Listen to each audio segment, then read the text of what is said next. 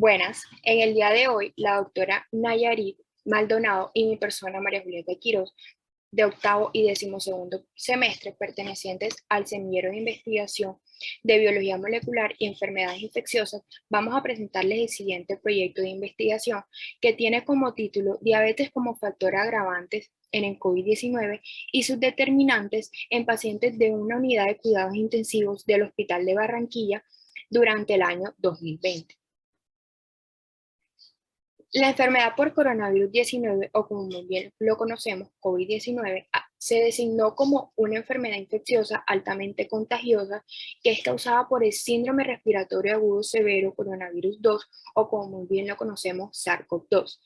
Este virus se transmite principalmente mediante unas gotículas que son generadas al momento en que una persona infectada tose, estornuda o expira. Aunque las manifestaciones clínicas de esta enfermedad son muy variadas, se pueden encontrar unos síntomas muy comunes, como lo son la tos, la fiebre y la apnea. También podemos encontrar síntomas poco comunes, como son la disminución del gusto, la disminución del olfato, escalofríos, náuseas y vómitos. Los casos más graves de esta enfermedad se dan generalmente en personas con una edad avanzada o que tienen una enfermedad crónica de base, como es en el caso de la diabetes, que es una de las comorbilidades más comunes en personas con COVID-19 que tienen con una prevalencia que varía entre el 7 al 30%. Los diabéticos infectados con SARS-CoV-2 tienen una mayor tasa de ingreso hospitalario, de neumonía grave y mayor mortalidad en comparación con los sujetos no diabéticos. Bueno, en cuanto al planteamiento problema, el 30 de enero del 2020, la Organización Mundial de la Salud declaró el brote por el síndrome respiratorio agudo severo coronavirus 2 como una emergencia de salud pública a nivel mundial.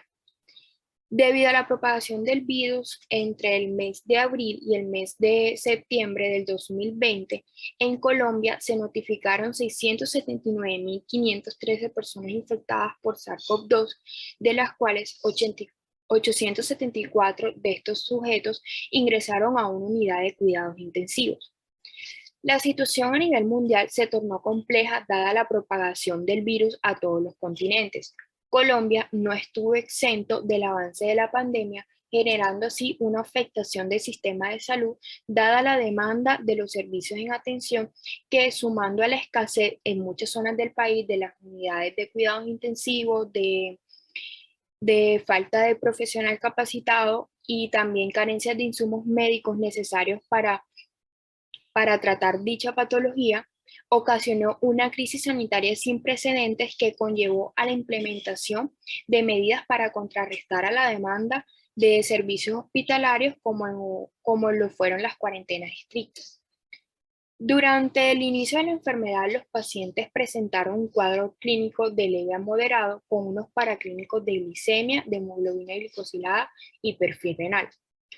Aquellos pacientes que tenían comorbilidades como hipertensión arterial, dislipidemia, diabetes mellitus, obesidad, enfermedad arterial periférica y pie diabético presentaron un cuadro clínico grave que requirió hospitalización, necesitando así una mayor atención y manejo en UCI en muchos casos. Dado el impacto de la enfermedad por la morbimortalidad que genera, es de suma importancia conocer las características clínicas de los pacientes con diabetes mellitus y sus agravantes en los servicios de urgencia y de hospitalización médica, con el fin de así reconocer precozmente aquellos individuos que tienen una alta posibilidad de generar complicaciones o que posteriormente necesiten de un manejo más avanzado en la unidad de cuidados intensivos. Entonces, por lo expuesto anteriormente, surge el siguiente interrogante. ¿Cuáles son los factores agravantes de los pacientes con diabetes mellitus y COVID-19 en la unidad de cuidados intensivos de Barranquilla durante el 1 de abril al 31 de septiembre del 2020? El virus del SARS-CoV-2 ha sido un reto para la comunidad científica y médica en general. Por tal razón, es necesario proporcionar información de línea base que permita conocer el comportamiento epidemiológico de este virus. Asimismo, las medidas que se pueden implementar para la mitigación del efecto de la salud humana y, por ende, controlar su propagación a nivel mundial. Por lo tanto, es necesario identificar los factores de riesgo que generan gravedad y la letalidad de la infección por SARS-CoV-2 para comprender mejor y prevenir esta epidemia mundial de salud pública. Los estudios en esta materia podrán permitir establecer protocolos de atención que conlleven al conocimiento de la epidemiología local, entre otras estrategias para el control del virus. En nuestro proyecto, la meta principal fue el objetivo de determinar la prevalencia de la diabetes como factor agravante del COVID-19 y sus factores de riesgo asociados a la comorbilidad. Para alcanzar nuestro objetivo general, decidimos trazarnos 3 objetivos específicos, de los cuales el primero es identificar los factores de riesgo de la diabetes mellitus tipo 2 que pueden ser causales de complicaciones severas a través de la revisión de la literatura. Nuestro segundo objetivo fue describir la población de estudio según las variables sexo, edad, antecedentes patológicos, como lo fue la hipertensión arterial, enfermedad renal crónica, el índice de masa corporal, la obesidad, dislipidemia y pie diabético, y también los paraclínicos como la glicemia, la hemoglobina glicosilada y el perfil renal. Y por último, la condición final de estos pacientes que son vivos o muertos, con diagnóstico de pacientes de diabetes mellitus y hospitalización en UCI por COVID-19. Y finalmente, el tercer objetivo es correlacionar las variables clínicas con la mortalidad en pacientes con diabetes mellitus tipo 2 que cursan con COVID-19. Ya avanzando con el referente teórico, el 30 de enero del 2020, la Organización Mundial de la Salud declaró que el brote del síndrome respiratorio agudo severo coronavirus 2 era una emergencia de salud pública de importancia internacional. Hasta el momento, la principal vía de transmisión es de persona a persona y cualquier individuo que se ponga a las diminutas gotas que expulsa y esparce a alguien infectado se va a considerar otro potencial contagiado. Y ello se debe a la facultad con la que viajan en el ambiente y se depositan en las superficies susceptibles de contaminación y dichas partículas del virus del SARS-CoV-2 cuando un portador habla o estornuda. Los estudios actuales han demostrado que el SARS-CoV-2 tiene una similitud de secuencia con el COV-ZXC21, similar al SARS de murciélago de alrededor del 89% y una similitud de secuencia con el SARS-CoV humano alrededor del 82%. El primer coronavirus que causó una enfermedad grave fue el síndrome respiratorio agudo severo, que se pensó que se originó en Foshan, China, y resultó en la pandemia de SARS-CoV-2 del 2002 al 2003. El segundo fue el síndrome respiratorio de Oriente Medio causado por el coronavirus que se originó en la península arábiga en el 2012 y el SARS-CoV-2 tiene un diámetro de 60 nanómetros a 140 nanómetros y picos distintivos que van desde el 9 nanómetros a 12 nanómetros, dando a los viriones la apariencia de una corona solar. A través de la recombinación y variación genética, los coronavirus pueden adaptarse e infectar a nuevos huéspedes. Bueno, ahora continuamos con mi compañera Nayari. Bueno, continuando con el tema, tenemos que pues las infecciones virales, estas van a depender de la entrada del virus a la célula y asimismo del uso de la maquinaria celular que va a tener el huésped para así pues replicar múltiples copias que pues subsecuentemente irán a infectar a más células.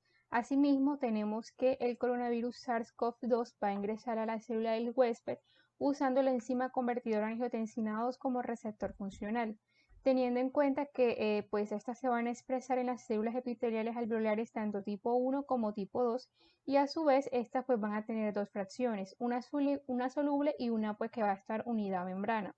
Si nos fijamos en la imagen que se encuentra plasmada en la diapositiva, vemos que pues el SARS-CoV-2 va a expresar en su envoltura una proteína que se va a denominar proteína S, la cual pues tiene una alta afinidad al dominio extracelular de la enzima conversora de angiotensina 2, provocando de esta manera la fusión de la membrana y la internalización del virus por endocitosis. Y pues como resultado de esto va a haber una pérdida de la enzima convertidora de angiotensina 2 en la superficie de la célula, y de esta manera pues se va a evitar la degradación de angiotensina 2 a angiotensina 1, lo que pues pudiera contribuir con lo que vendría siendo el daño pulmonar y la fibrosis asociada al COVID-19. A su vez tenemos que pues la entrada del virus va a permitir asimismo pues la replicación de este. Asimismo, es importante recalcar que pues recientemente se ha demostrado que la expresión de la enzima convertidora en angiotensina también se encuentra en el páncreas, principalmente en las células de los islotes. Esta pues es mucho mayor que en los pulmones, por lo que pues es posible que el SARS-CoV-2 pueda unirse a este receptor, ingresando a las células beta y produciendo así de esta manera disfunción celular con hiperglicemia aguda. Vamos a tener que pues la diabetes, esta es una enfermedad inflamatoria crónica que se caracteriza por múltiples alteraciones metabólicas y vasculares que estas pues pueden afectar la respuesta a diversos gérmenes. Asimismo, tenemos que la hiperglicemia y la resistencia a la insulina van a promover una mayor síntesis de los productos finales de glucosilación, citocinas proinflamatorias y también estrés oxidativo. Además, estas estimulan la producción de moléculas de adhesión que pues median la inflamación. Y pues este proceso inflamatorio puede influir como un mecanismo subyacente que conduce a mayor propensión para infecciones. Tenemos que pues la infección por SARS-CoV-2, esta pues va a desencadenar condiciones de mayor estrés en personas con diabetes, lo que pues va a generar un incremento de la liberación de hormonas hiperglicémicas tales como los glucocorticoides y las catecolaminas. Y pues estas van a favorecer el aumento de la variabilidad y a la concentración de la glucosa sanguínea. Asimismo, tenemos que la diabetes sola o en combinación con lo que vendría siendo la avanzada hipertensión o enfermedades cardiovasculares, las cuales pues se van a caracterizar por estados proinflamatorios. Estos pues pueden contribuir a la replicación del SARS-CoV-2 y pues claramente a una respuesta proinflamatoria pues más prolongada, lo cual pues conduciría a una forma de la enfermedad más severa y pues finalmente más letal. Ya hablando acerca de la metodología, tenemos que pues este es un estudio de tipo descriptivo, retrospectivo de modalidad transversal.